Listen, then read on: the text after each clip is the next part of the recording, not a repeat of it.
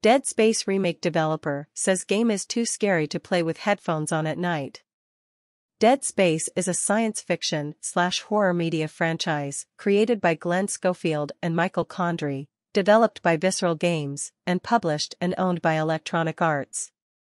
The franchise's chronology is not presented in a linear format. Each installment in the Dead Space franchise is a continuation or addition to a continuing storyline, with sections of the storyline presented in prequels or sequels, sometimes presented in other media from the originating video game series, which includes 2 films and several comic books and novels.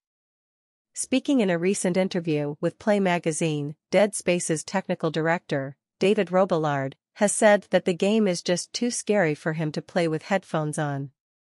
The franchise has always banked heavily on its immersive qualities, with Dead Space's diegetic interface playing a major role in how information is communicated to the player without taking them out of the experience.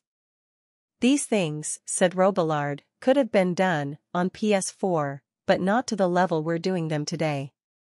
Robillard's commentary suggests that the game is going to go all in on immersion, delivering a horror experience that's going to feel familiar without foregoing new scares and atmospheric set pieces. The Dead Space Remake gameplay is survival horror at its finest. If you haven't played the 2008 original, you should expect a tense and atmospheric crawl through the hull of the USG Ishimura, a vast mining ship, overrun with hostile creatures called necromorphs.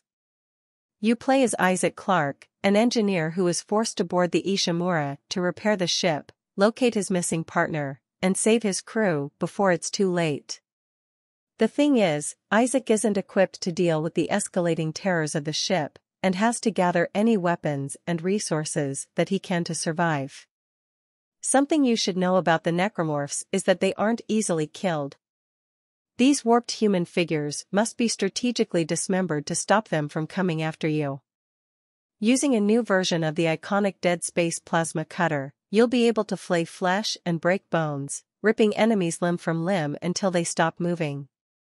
Dead Space also punches up its stomach-churning combat with special abilities, as your engineer RIG can be outfitted with new powers such as stasis and kinesis, designed to help make an engineer's life easier. They have surprisingly good application for ripping necromorphs apart too. It's also worth mentioning Dead Space's stunning diegetic design, with all of menus and player information presented in universe. Isaac's hit point meter is built into the spine of his suit, for example, while inventory and map management is holographically projected and handled in real time.